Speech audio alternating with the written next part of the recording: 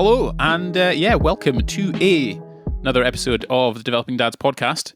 This is episode number 48. We're going to be talking about Movember. If you are watching on the YouTube, you can see how terrible Neil's tash is. I don't know how he's getting away with it, because my wife, Laura, would have a fit if I grew a mustache that looked like that. It's absolutely shocking. So, and I've got a wedding this weekend, which I'm dreading. No, I'm not dreading. I'm looking forward to the wedding, but the looks I'm going to get from people I don't know. Well, I mean, but the thing is, though, you think that, but most people don't care. Yeah, true. They're going to look at your face and just be like, oh, he must always have a mustache. It's like Dad, right? Our dad's got a mustache, and I've never seen him without a mustache. Have you ever seen him without a mustache? No. I think we should just, I don't know, when he goes to sleep, shave it off and see what happens. He'd probably look about 10 years younger. Yeah, he would. I wonder when he started growing his mustache. That'd be quite an interesting conversation. Yeah, I don't know. And what possessed him to do it? He had a full-blown beard for a while, I think. Yes, I remember that. Yeah, he was going through his hippie stage. Yeah, but I don't know when he dedicated his life to that mo. Yeah, I know, and he's maintained it. He's probably had it for he's had it certainly the time I've been alive. Yeah, 36 years, 35 years. Wow, what an identity to have a mustache. So yeah, we're going to be talking about Movember, expanding on why Neil is taking on this challenge of growing the world's worst mustache, what his wife and kids think about it, what his colleagues think about it, and also just generally charity as a whole. You know, how do we go about it? Do we give money? We've kind of touched on that before in previous episodes, but giving money and time, and what do we think about it? And then, yeah, like I said, everything about the November aspect in terms of men's mental health, suicide rates, what Gymshark get up to, what they're doing, raising awareness, like all that kind of stuff. But if you are a regular listener, if you're the 3.5 that are listening just now, I mean, we've gone up one. We're approaching the 3,000 downloads for the year, which it's not bad. It's about how many downloads per episode would that be? 10, 20, 30, 40 downloads, 50 downloads per episode. It's just not bad. Yeah, I'll take that. But yeah, and every episode, if you are a regular listener, you'll know that we do this podcast to have a chat with each other. So first thing we start with is how are you, Neil, and what have you been up to? That was a great intro, Gordon. Much better than the last previous ones. Just for people's perspective, we're recording in the morning. It's 10 a.m. our time, 11 a.m. almost. Normally we do it at night time, and Gordon seems a bit frazzled and a bit, I don't know, deflated. So grumpy. It was nice. Grumpy is probably a good word, Neil, because I don't know. Last night I was quite glad when you said, "Can we do it in the morning?" Because I don't know, I had a stressful, busy day, long day, and I think sometimes it's because I'm not very accustomed to sat in front of a screen all day. I'm very much like a up and doing things. And I'm editing a video at the moment for someone that's particularly finicky. Like there's so many, basically the way I edit is I've got like lots of layers on a video. So you've got lots of the video layers, lots of the sound layers. And I think there's like 5 or 6, maybe even 7 video layers. And then again, the similar for the sound layers. So, and that just means lots of stuff that can go wrong and doesn't work and whatever else. So it's a bit of a labor of love, but that should be done. Hopefully it's going to be out tomorrow. So it's, that's why, I guess. I feel less grumpy now. Nice. Anyway, how's my week been? Yeah, it's been pretty good, actually. There's not been too many highlights. Actually, a highlight this morning came through. I woke up to a nice mortgage offer from our bank. What a time to be alive, Neil. I know, well, that's a highlight of the week.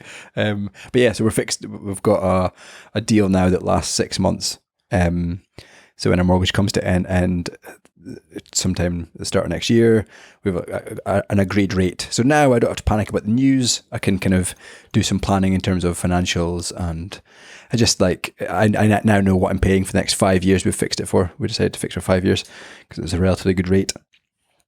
And yeah, I don't know why, but it's a massive, massive weight lifted off my shoulder, because for some reason I process and stress about the mortgage a bit too much.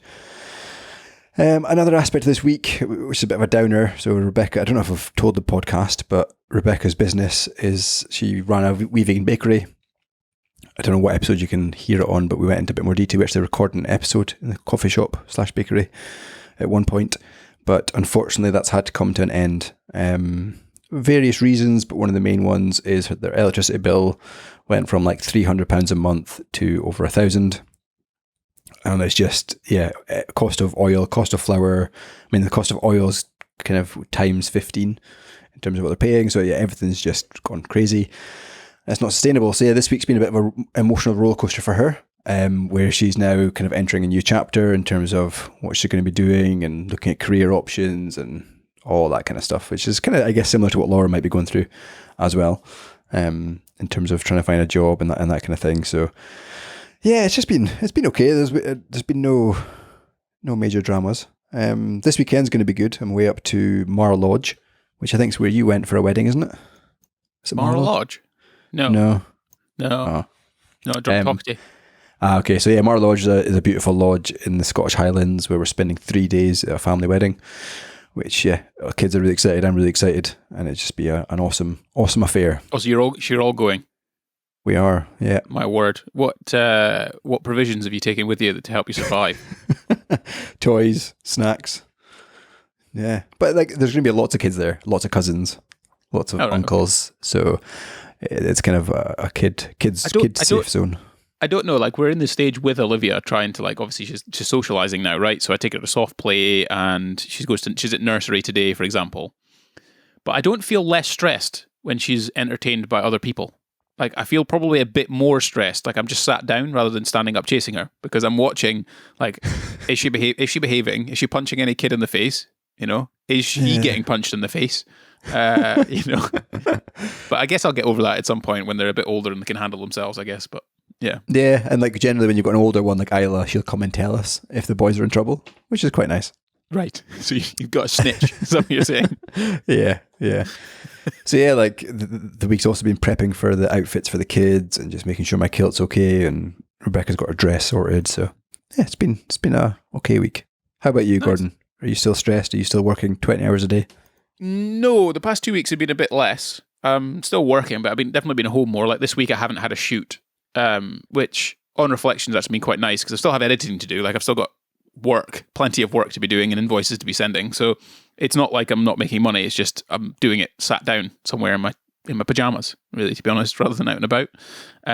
Last week I had one particular shoot. This is this video that I'm basically finishing off today. So we're shooting around London with a tech YouTuber called Pete. He was doing an Apple Ultra Watch review. So it's kind of like, it's branching into different types of content. You know, normally I'm kind of fitness niche-y type of thing.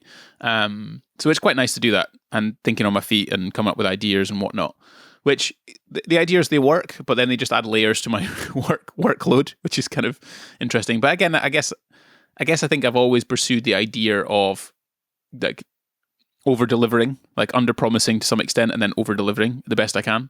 So I get kind of obsessed with how it looks and the types of stuff that I'm including and doing and whatnot. So that's been an interesting project. I'm trying to look at my my diary. We had a parents, like a baby and bump meet-up thing on Saturday for Guy Fawkes night. So we had some fireworks and some food and catching up with friends, and I was in bed just after 10 o'clock. Like, I was knackered. I forgot. We went to the fireworks before. That was last week. We went to the fireworks, which is nice. Yeah. It was quite fun. Olivia, we got our ear defenders, so all the babies were sat watching the fireworks going off. I've no idea if they're actually paying attention or not, but you know, it was quite good. And Olivia, we stayed over, so Olivia slept upstairs, which was really nice. And then we woke up, had some breakfast and things. It was just socializing, right? And I think Olivia's in this stage now where she interacts and she plays, and she's like, she knows the little girl that they've got. Her name's Alba, and she just runs around going Alba, Alba, Alba, which is very cute. And it just feels really wholesome, right? It's when families are coming together and everyone's playing together, having a nice time, having a little beer and having food and whatnot. So that in particular has been really, really nice. Laura's mum and dad have been off in Kenya, so they've been at a wedding out there. So we've kind of just been the two of us for the first time in quite some time, which feels good and bad at the same time. Like, it's really nice when Laura's mum and dad come over at the same time as like taking her off her hands a little bit, but also just them being around and, you know, just being part of our lives, really. So that's been a bit odd, but they're itching at the bit to get Olivia for a night. So as soon as they're back, I think the first night they want Olivia over for a sleepover. So that's good. The part-time YouTuber Academy, Ali's course, has kicked off this week. So I had a few presentations in front of a bunch of people, and I feel like I'm a confident person, but it still kind of was like, I've got to talk to like 60 people on a Zoom call, or teach people things. Like teaching someone something is so different to just doing it yourself. Yeah. So And part of my role is doing like teaching for Shark Tower and stuff like that in front of brutal. people. Yeah. Brutal. So I was doing a bit of that last night, and yeah, the rest of this week's just been kind of like editing and things. And then I have the first full weekend of just me and Olivia. There's no grandparents. Oh, I remember that. Yeah, you mentioned that. There's no Laura. There's no nothing. It's just me and her. Right? Do you remember the first time you had that? Yeah, I am. I hope you've got every hour planned. No, you're just gonna wing it. Well, I've got plans. Like today, for example, Laura leaves sort of mid-afternoon for a train. So I'm picking up Olivia. She's at nursery, so it's a bit cheating, but she's at nursery, and I don't have to pick her up till about like just after 4:30, 5. So I'll do her dinner. Like I've done her dinner all the time. I've done all the sort of bits and pieces. Like I've pretty much done all that anyway. It's just like all day Saturday. It's just me and her. So I've got a dad thing I need to answer. You've got a dad thing you need to answer. Why do you need to answer it? So am I just going to be sat here like talking to myself? Yeah, it is. Yeah. Oh, I've got to be quiet.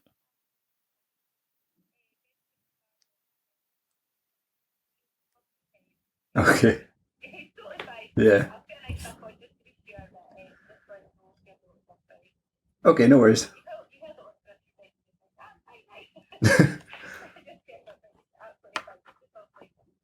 Yeah.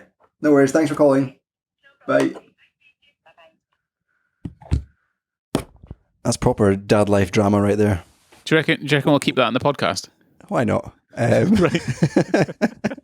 So yeah, when the primary school or the nursery calls, you're like, you got to answer it because have they been sick? Have they been sent home? But no, the protocol for this one is any head bump, no matter how small, needs to be a call. So he bumped his head. He bumped his head, and he got an ice pack, and he's absolutely fine. But they need to tell me anyway. Oh, all right. So it's like, why is there a bruise on my kid's head? It's why. Yeah. Wow. There's levels of protection, I guess. Whereas when we went to nursery, if we fell out a tree, like they'd just be like, "Yeah, he's broken his arm. He'll be all right." I know.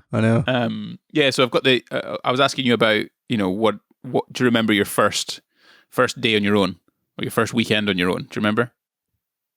Yeah, probably more so with the boys than with Isla's. Obviously now almost 8 years old, which is mad. But yeah, the boys, probably I was maybe like 6 months old.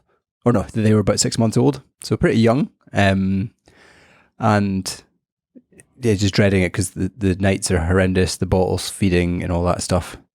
It was just a moment of time where I just had to get through it. I don't remember ever looking forward to it.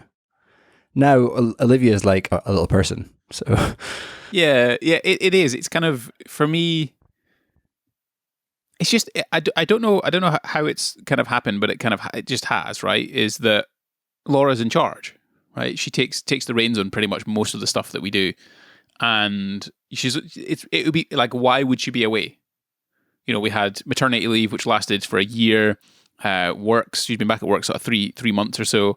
So it's like, why would have Laura been necessarily away? Maybe she was with friends or whatnot, but generally speaking, she was breastfeeding for 6 months. So it's not like I didn't want to do it. So I just want to clarify that. It's just that this has just ended up being the first weekend by myself. So yeah, what do we have planned? I've roped in one of my mates, Johnny. Oh yeah, Johnny Jacobs. So we're going for lunch tomorrow at 12:30, and then I planned on potentially going into the Tate Modern, which is just across the river. Oh yeah, and walking around there potentially, and then checking out, like, I don't know, some of the artwork and see if Olivia likes it. I don't know. She might not. Who knows? And then come back, and that's kind of the day gone, right? It's basically she gets up, she'll be asleep until she'll have a nap at 9:30 till probably about 11. Then we'll get the train, and we'll go and get the train, and then we'll have a lunch. Come back, it's her dinner at 4:30, and then you've just got to hold out for another hour and a half, and it's bath time, and then she's in bed by 7, right? So it's kind of, the days goes really quickly when you've got the kids. So yeah, I agree with that. And then Laura's back on Sunday afternoon, so I'll probably take her for a walk, maybe go to the park if it's dry, Sunday morning, and then that's kind of it, really. Easy. Easy, Neil. I've got Nothing this. to worry about. Nothing to worry about. Don't worry about it. So yeah, we were talking about this Movember thing, and like I said before, if you're watching on the YouTubes, you can tell in at least high definition, I think, Neil's terrible tash, which you appear to have just grown it in the middle between your nose and your lips, but nowhere near either. Yeah, shocking. So what's the motivation? I was just picking my nose on YouTube. Unfiltered. What's the why? Why are you growing a mustache, Neil? Why am I growing a mustache? Raising awareness, I guess, and being just having something to do that relates to Movember. So I've done a few charity events, and we can talk about this later about raising money, doing big runs or that kind of thing. But yeah, I wanted to do something that this year that raised awareness of men's health. Movember popped up. There's a few of us at work doing it. So it's a bit of a work commitment thing as well, but we've agreed not to raise money. And there's a few reasons of why. One of the biggest ones is cost of living is through the roof. And we didn't feel like raising money for growing a mustache is like, I don't know about you, but I feel if you're going to raise money for something, at least make it hard. Like make it difficult. Like a big run, or I don't know, for me, if I was to raise money again, it'd have to be for like an ultra marathon or something instead of a marathon, because I've already done that. So yeah, I've decided to raise awareness instead of raising money. So like I've committed to once a week posting about men's health. So this week I did a post on my kind of toolbox things of getting through difficult times in my mind, and how mental health needs to be trained just like physical health. Oh, and the response has been good. Like internal people at work have enjoyed it, and LinkedIn, there's been a few people engaging with it. So yeah, that's kind of why I started. And I guess the tash thing, I guess if people are aware of Movember, they're going to ask. So I have a lot of Zoom calls, a lot of Teams calls, and somebody did bring it up yesterday. Actually, a customer saying, "Oh, are you doing Movember?" And then we got in a whole conversation and all that kind of stuff. So yeah, conversation starter, raise awareness. Yeah, that's fair enough. I don't know how much I agree on the whole money giving aspect of things. Like I think you're right in that it gives people another excuse to give money rather than just, you know, if I'm raising money for dolphins, right? You know, not everyone cares about dolphins. But if I go and do an ultra marathon, then people are like, "Oh, it's really hard." Yeah, okay, they put a lot of effort in. Here's my contribution overall. But at the same time, I feel like certainly for a lot of charities, you shouldn't have to do anything really to raise money, should you? Like it should be a case of like a statutory 10% of your earnings, you know, should be towards some sort of charitable organization, perhaps, if you can, and if you want to. So I don't know. I think we're on a slippery slope if we're now only raising money for ultra marathons, and marathons are now the distant past. Do you know what I mean? Or yeah, we're only raising money for marathons and not for going for a walk for 100 meters, right? You know, it's kind of like you then also lose a whole bunch of people. How many people can go run an ultra marathon? Yeah, so like that's just my personal view. I wouldn't want to ask my friends and family for money if I wasn't really pushing myself. I don't know why I've set that kind of mindset, but a 5K might be somebody's. Mate, I'll give you money, right, to charity if you keep this tash for a year. Not a chance. Name your price. I'm hoping people on the podcast will start contributing. Like, if you're listening to the podcast right now and you follow us on Instagram or you follow us on YouTube, leave a comment or send us a DM and tell us how much you'd pay to a charity, something like Mind's charity or Movember charity or whatever else, for Neil to keep his tash for a whole year. There's a guy on Instagram I follow, a chap called Fergus Crawley. You might have seen his YouTube. He's got quite good YouTube videos. He's big into mental health advocate and stuff, and he's raised like I think over £10,000 for Movember causes. And he kept a mustache for like 3 or 4 years. Wow. He looks ridiculous. He looks ridiculous with it, but he's been repping it for years and years. And it's just part of his identity now. brand. That's what that is. That's marketing. Yeah. But it is. There's something going on right now with, and I don't hold Gymshark in high regard when it comes to certainly male body image and their marketing around it and their sales tactics and then their athletes that they use and all this kind of stuff. Like, I guess I put myself out of a job if I give all my opinions on it, strong ones. But I don't necessarily agree with that, unfortunately. But they have done a couple of things quite recently that I would basically high five them for in a metaphorical sense. One of them was they opened a barber shop, and the barber shop, the barbers all had some mental health counseling training, and basically it was a free haircut and a conversation, which I thought was brilliant. I thought that was a great idea. Yeah. You know, you go to, because, you know, when I sit my barbers, 50% of the time, maybe 75% of the time, I don't want to talk to you. I'm not interested. Don't ask me how my day is. Don't ask me how the wife, like what I'm getting up to later in the day. The weather's nice outside. Couldn't give a shit. Okay. However, the 25% that time of that I am interested, it is quite an interesting conversation. Like some certainly the barber, the chap that I was getting my hair cut for a long time from Ruffians, he was great. Like, we'd have a great chat and a great conversation. I'd really enjoyed going to get my hair cut. So I think that was a really, really smooth move, and I hope they do it again. I think it's just a great idea. And then the second one they're doing is, apparently every 100 minutes, 100 men lose their lives to suicide, which is bonkers, right? That's an insane statistic. So what I think they're doing is there's 100 of them, 100 men at Gymshark are running 100 miles.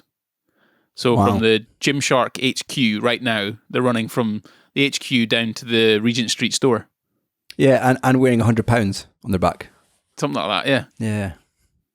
Amazing. Which, yeah, it is amazing. And like, I don't know, I think, not Brewdog, Gymshark have gone, they used to be pretty bad in my eyes in terms of body image and stuff like that. But did you see the recent one they did with the models in their new Regent Street store? No.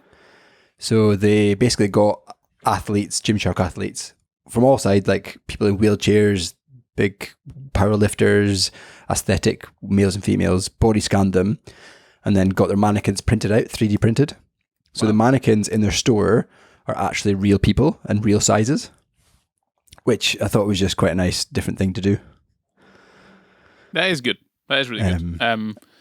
Yeah, that is good, to be honest. Like, so they are changing. They are changing, but it's kind of like they're changing because they have to.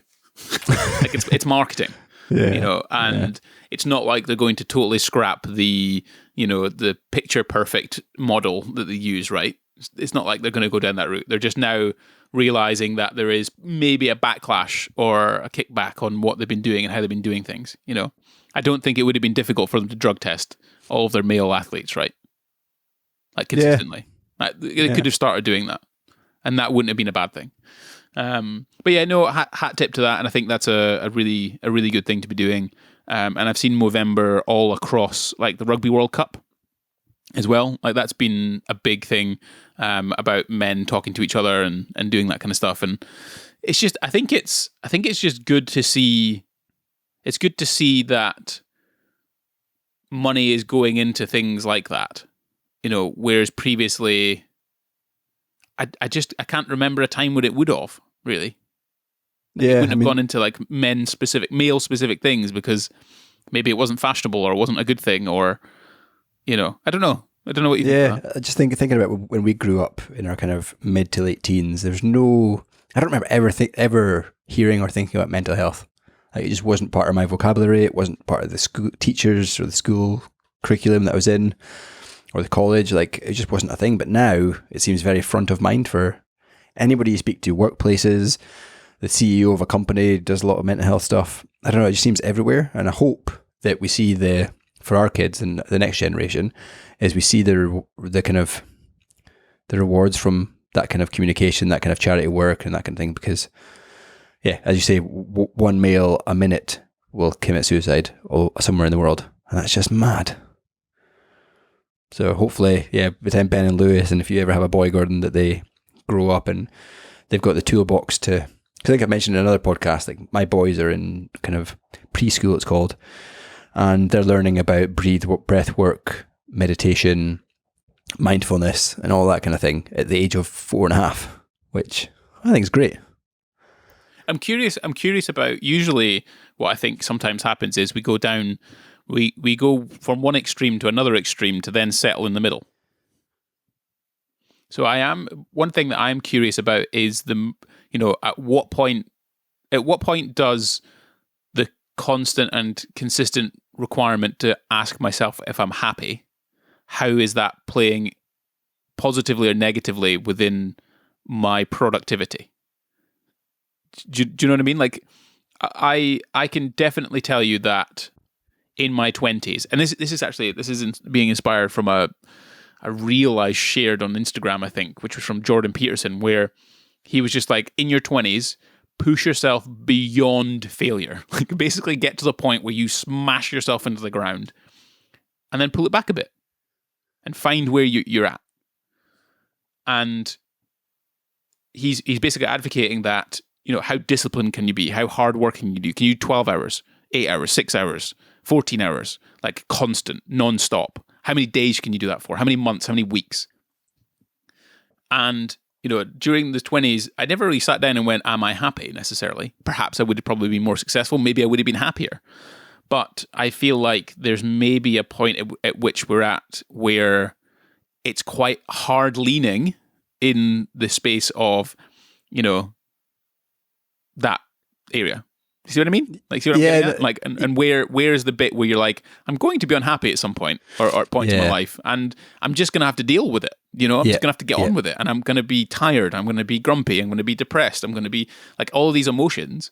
And at some point, there's just a bit of resilience where you're just like, okay, this is just part of what's going on. And I guess there's part of like gratefulness and mindfulness, and that's kind of part of that. But I don't know. I'm spitting. No, I do get you. You it is a bit of a concern of mine, is like our kids are taught to kind of always be happy and always be upbeat, and there's going to be periods in our life where there's months or years that you've just got to grind and you've just got to hustle and you've just got to get through it. And I remember back when we used to work at Thainston, and you can hear our jobs in a previous episode of what we did back then, but there's some days where we were both working 12, 15-hour days and getting up for breakfast, and we just accepted that we're going to get through it and do it. And that was hard. Like, I remember being exhausted and having rubbish chats with guests that were complaining to me, and I never once thought, this is bad for my mental health, so I should stop it and go and get benefits. No, because I don't think it was bad for your mental health. I think it was actually good for your mental health, because you realized how hard you could push yourself. Like, you were at a point where you could understand, these, like, this isn't even my limit yet. Like, I'm not even, like, working at Thainston, I think my longest shift was about 27 hours. Yeah, it's mad. And I was exhausted. That was a limit. That was 100% a limit, because I needed to sleep for like a day or two. When I did a charity thing. Do you remember the charity thing I did when I ran on a treadmill? Yeah, vividly. So there was four of us ran vaguely 24 hours on a treadmill for charity. Yeah, I do remember that. Yeah. And I didn't even train for it. I was pretty fit at the time, but I wasn't that fit. And I think what did we run? Like half an hour on, hour and a half off for 24 hours. So, and you wouldn't think that would be much, but it is. Like, you basically run a marathon within 24 hours, right? Yeah. And my legs were seizing up. Like, it was brutal. But that was like me, pushing my limits. How disciplined can I be? How hardworking can I be? Where can I push myself? Even at that young age, it was like maybe 17, I think, maybe at that time.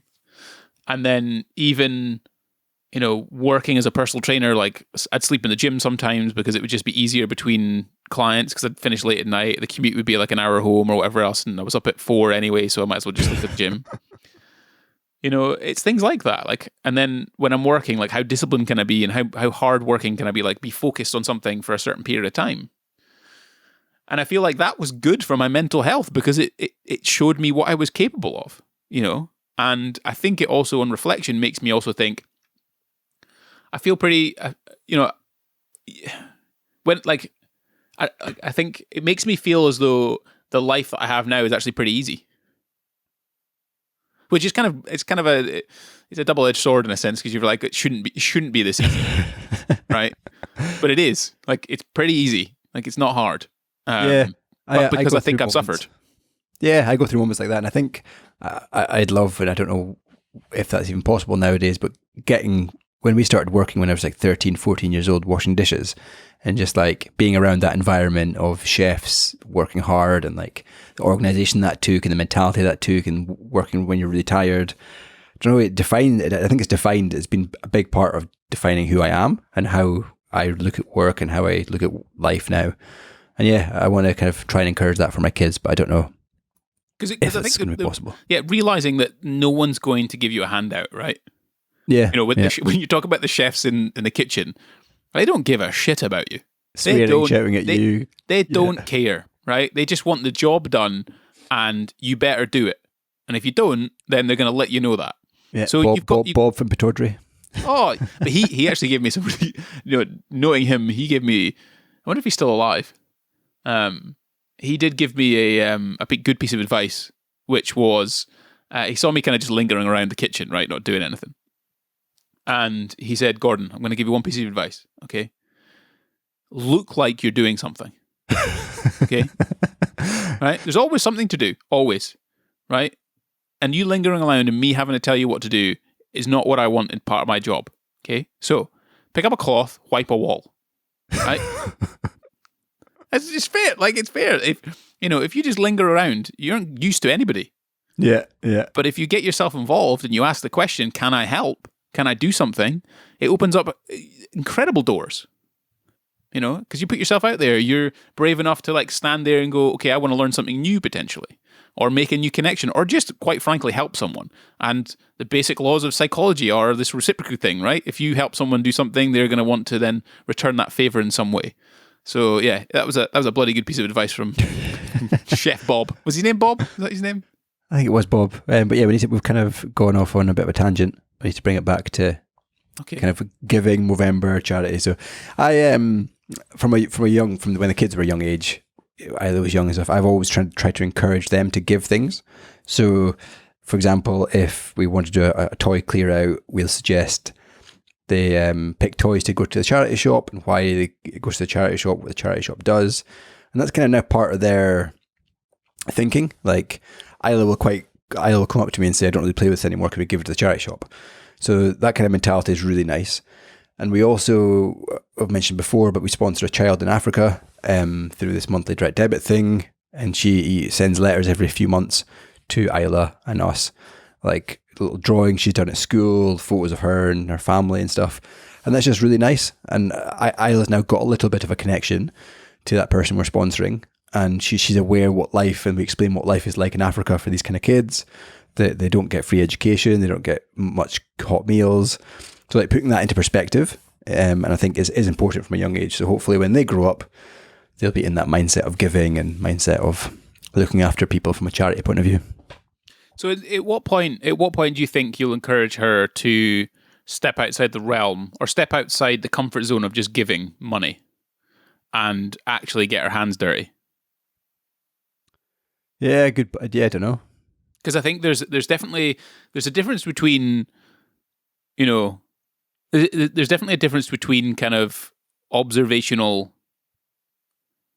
practice, like watching something and going, I could probably do that, or I think I know what that feels like, versus you're actually in it doing it. It's like, I'd be like, I could run a marathon, it'd be easy. Yeah, it's probably quite hard. But then actually running a marathon, you get a level of empathy, right? And a level of feeling that, surpasses that idea of, because it's like, I know, it's good to give to charity, it's good to give money. I think it's even better to use your own time and your own pair of hands to help and see and do things.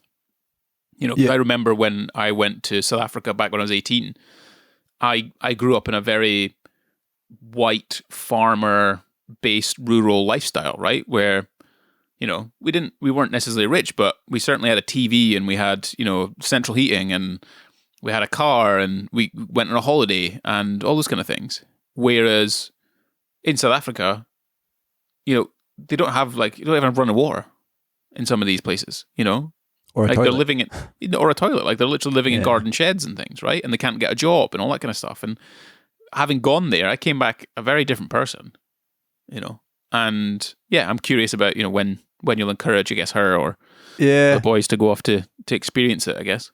It was actually a conversation I was having with a friend a couple of days ago, and he's done some charity work out in Africa and stuff, and as have I. And he asked the question like, when do you think the kids are old enough to go out there and see that kind of lifestyle and see that kind of? I didn't have a good answer for it. I obviously it costs money to get out there and all that kind of stuff, but yeah, at what age would be beneficial? Like when they'd remember it and appreciate. I think when you're an adult, you know, in the eyes of the law, you're deemed as an adult, I think, from the age of about 17 or 18. Yeah. And I think that's where you've got a level of naivety, but yet maturity at the same time that you could probably survive most things that come a cropper to you, or you could figure it out. But at the same time, I think you're mature enough to open your eyes and see what's happening in the world. But I think in another vein on that as well, we often look at the idea of like going to do charity work in another country, right? It's an adventure. It's going to see other things.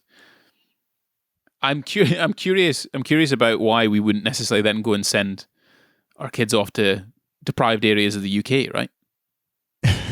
Yeah, I mean, Like, why wouldn't we? You know, there's deprived areas of the UK and people with very different views. Like even in London itself, you know, you go to some parts of London, you know, you go and live there and figure out what life is like. It's very different to what we grew up in.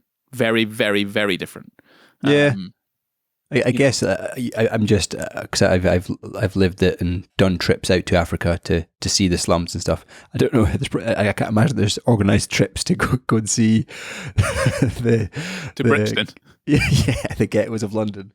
But I think there might be, like, I know I went to, and this is kind of straying from a bit of charitable aspects, but it's more the experience and empathy and understanding that, you know, at the end of the day, you come from a privileged background. You know, even if you don't think you do, because you've got friends that are richer than you and drive nicer cars, you do. You know, your parents are still married. You got a free education. You've got running water, central heating, yada yada yada.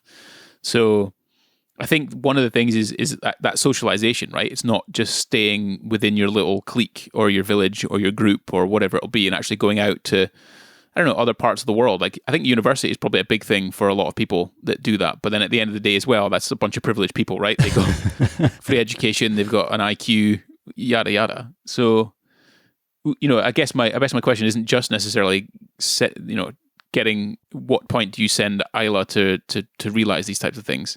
I guess is more, where do you send them, and, you know, what does that look like, I guess. And my idea would be to probably send them somewhere in the UK first, and then potentially branch afield if you wanted to. Yeah, it's something that I do think about occasionally in terms of how you can expose them to it and the impact it's going to have in their life. Because it's also an amazing thing for your mental health as well, right? Because you feel good.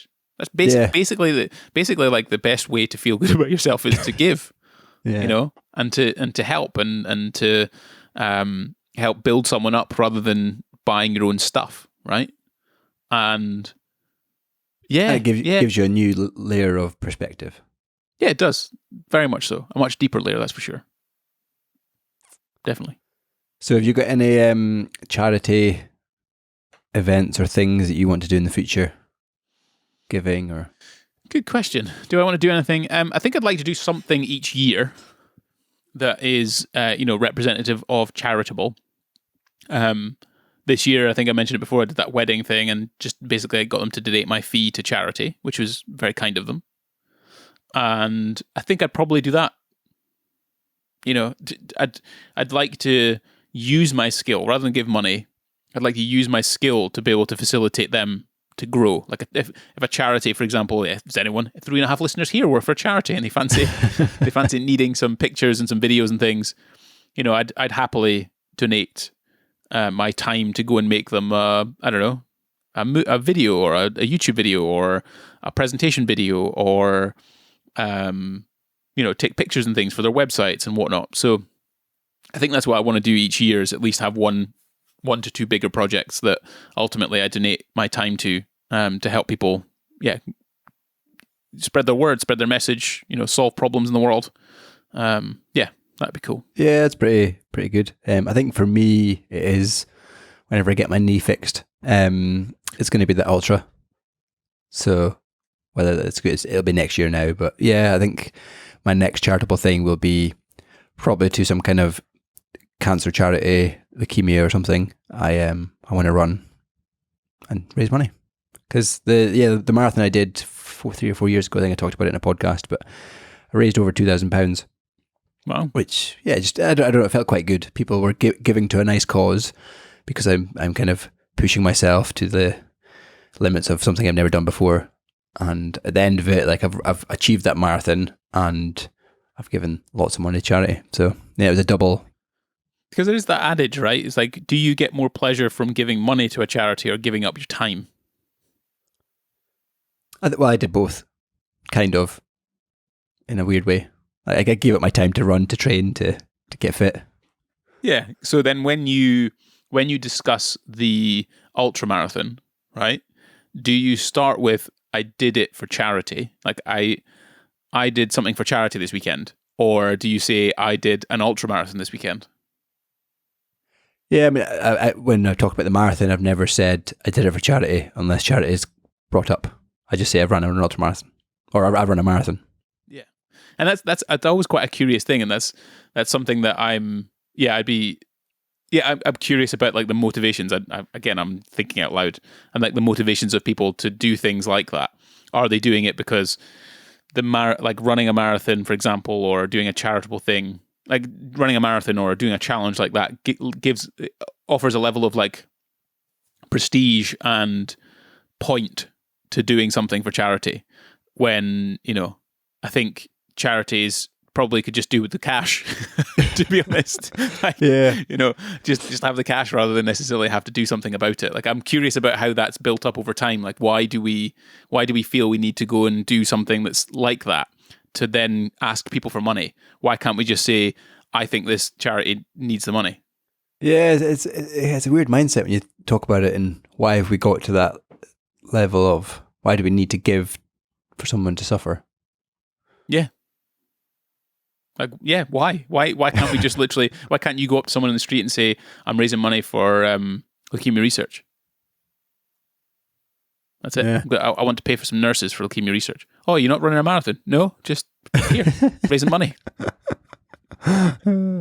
It's interesting. Like, but I guess it's also, and also like the motivations of the charity. They want to hold these events because they want people to come along, and they know that they can basically just get a bunch of sales reps in the nicest possible way to raise money for their charities. So I guess there's like part of that. It's kind of like it's a circle where I see how it works. I'm just curious of why we feel the need as human beings to sort of participate in that. Why do we have to do this?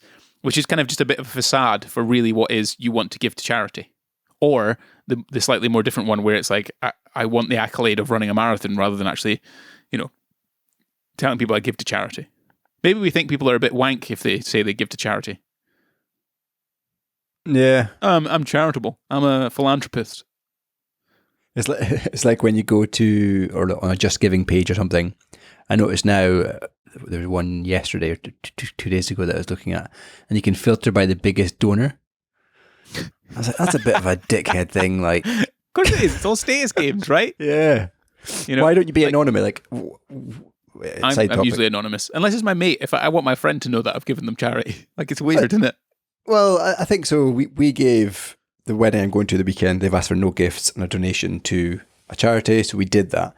But I put anonymous as my name. But I presume they will get an email saying the greenhorns, or maybe they don't. Maybe. I hope not. No idea. That would be a GDPR issue. Yeah, so oh well, I've still given, so I feel okay with that. But yeah, when you see that filter of like, well, why do they have that? Like, why was that designed? Because it encourages people to give. That's why. It's like sales tactics, right? True. That's what it's all about. Like, Yeah. It is ultimately, a charity needs money to operate, and it needs as much money as possible. And everybody likes swinging the dick around, right? Even if it's when it's given to charity, like it's a win-win situation. I'm so rich that I can give this much money to charity. Yeah. Oh, how kind could you be to give that to charity? It's just like a win-win. It's a win-win situation. Like, no one loses in that. The charity gets money, the guy or girl gets status, and that's it. Yeah. Because it's like, I think there was a crypto guy recently that lost his entire fortune. Have you seen this? The crypto markets are basically crashed, like yeah, no, before, I've seen FTX that. thing. Yeah. And basically he was going to give 99% of his fortune to charity. But I worked out that he still had like £100 million left. Wow. So it's like, that sounds like a great and grandiose number. And it is, don't get me wrong. But he still has like 9 figures. It's like, yeah, Bill Gates and like all the Warren Buffetts all signed this pledge to give away 99%. Yeah, but they're still like, what is Warren Buffett worth? Like 100 billion. Yeah. So he's still got $1 billion left. Yeah.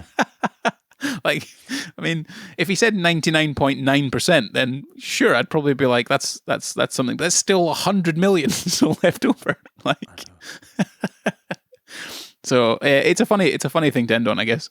But you know, and I also wonder as well, like from a mental health perspective, like bringing it all the way back, doing something for charity clearly is probably better and more profitable for your brain and how you feel than just giving money, right?